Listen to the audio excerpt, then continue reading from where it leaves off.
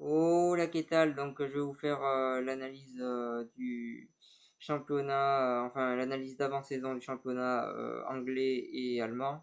Donc, je ferai aussi à chaque fois je ferai aussi l'analyse du championnat espagnol et français et aussi l'analyse du championnat italien et portugais. À chaque fois, je ferai deux par vidéo. Enfin, j'essaierai de le faire du moins. Donc, voilà, pour commencer, je vais faire le championnat allemand et le championnat anglais, donc pour commencer le championnat allemand, je pense que le Bayern Munich est grandissime favori pour la saison prochaine. Je pense que s'ils sont pas champions, ça sera vraiment une faute professionnelle parce qu'ils sont largement au-dessus et que ils ont l'effectif pour être champions, ils ont les joueurs pour être champions, ils ont tout pour être champions. Donc s'ils sont pas champions avec l'effectif qu'ils ont, ça serait vraiment une grosse faute professionnelle de leur part. Je pense qu'il n'y a personne qui peut rivaliser avec eux, à part si eux font des fautes et se mettent en échec. Mais il n'y a que eux finalement qui peuvent se faire perdre à eux-mêmes le championnat. Mais je pense qu'ils sont quand même grandissime favoris. En plus, ils ont eu la très bonne idée de recruter Rames Rodriguez, qui pour moi est un très bon joueur, un joueur que j'adore voir jouer depuis qu'il arrive en Europe et à Porto. J'ai continué à le suivre à Monaco et au Real. Voilà, en tant que supporter du Real, je suis plutôt déçu qu'il soit parti du Real. J'aurais préféré qu'il reste, mais je suis content qu'il ait signé au Bayern parce que c'est une équipe qui produit du jeu. En plus, il va retrouver son entraîneur qui l'avait entraîné et qui l'avait fait progresser au Real, qui est Ancelotti. Je pense que c'est c'est un très bon choix de sa part et de la part du Bayern. Je pense qu'il a bien fait de signer au Bayern et pas à Manchester United tout simplement parce que le Bayern produit du beau jeu alors que United a un jeu qui aurait été moins bien pour lui vu que c'est plus défensif. Et honnêtement, je trouve que c'est une très bonne décision de sa part et de la part du Bayern. Donc ensuite, en Allemagne, on a Dortmund qui fait qui pour moi va avoir une équipe un peu plus affaiblie la saison prochaine. Déjà, on sait pas trop qu'est-ce qui va se passer au mercato.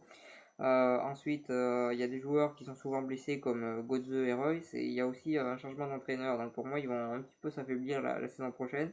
Donc ils seront toujours pour moi dans le top 3 allemand quand même. Il y a pas trop de doute là-dessus. Ils ont largement les moyens de le faire. Et je pense qu'ils le feront. Il y a pas de souci là-dessus. Mais par contre, je pense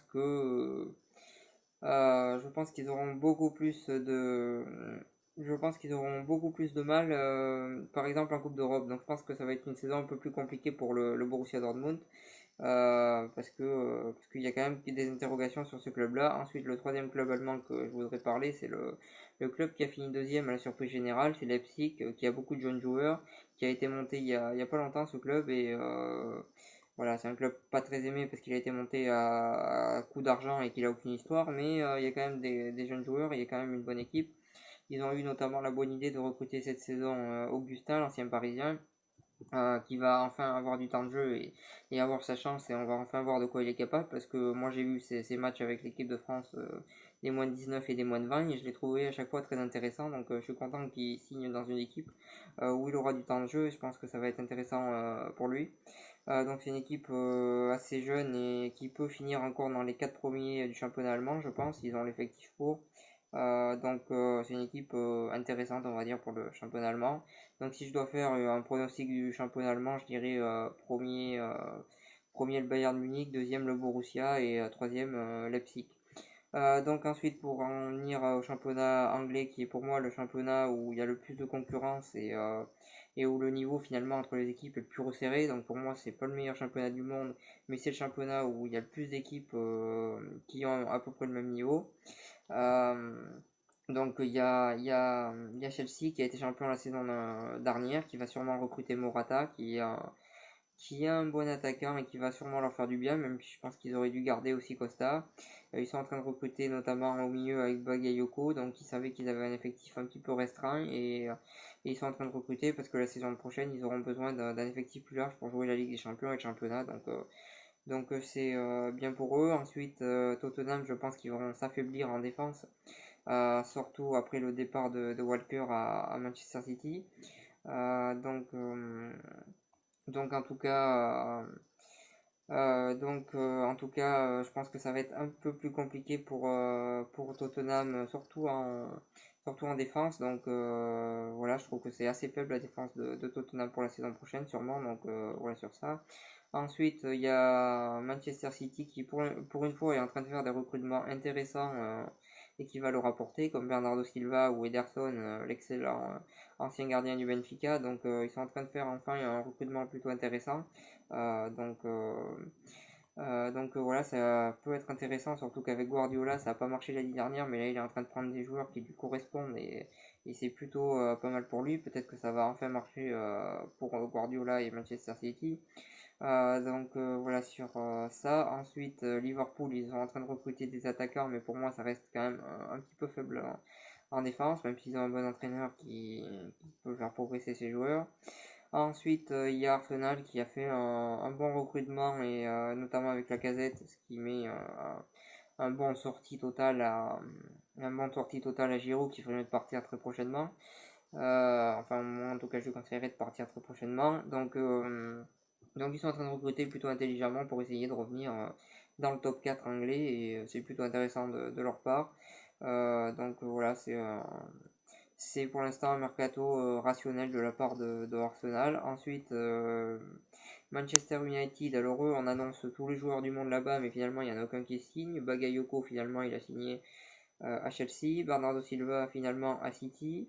Rames Rodriguez, finalement, au Bayern Munich. Morata, finalement, il signera probablement pas là-bas, etc. Donc, il y a même Griezmann aussi qu'on a annoncé là-bas, qui finalement va rester à l'Atlético. Finalement on annonce beaucoup de joueurs là-bas, mais il n'y en a aucun qui signe, c'est plutôt un échec total de leur part, je pense d'ailleurs. Voilà, c'est à part Lukaku qui a signé, il n'y a personne qui a signé pour l'instant, donc pour moi c'est un échec ce mercato de Manchester United pour l'instant. On va voir qu'est-ce qui va se passer par la suite, mais je pense que c'est déjà un échec pour eux. Voilà sur ça. Donc si je dois donner un pronostic, du championnat anglais, je dirais premier Chelsea qui fait le doublé donc. Deuxième Manchester City, troisième Liverpool, quatrième Arsenal parce qu'il aime bien la quatrième place en plus, donc je me mouille pas beaucoup. Cinquième Manchester United et sixième Tottenham. Après c'est un championnat vraiment très indécis et c'est très compliqué de faire un pronostic. De faire un pronostic sur ce championnat parce qu'il est vraiment très indécis et ça va être vraiment très serré entre ces clubs-là. N'hésitez pas à mettre vos pronostics en commentaire. Merci de m'avoir suivi. Si vous avez aimé cette vidéo, n'hésitez pas à cliquer j'aime, à partager et en parler autour de vous. Et moi, je vous souhaite une bonne continuation.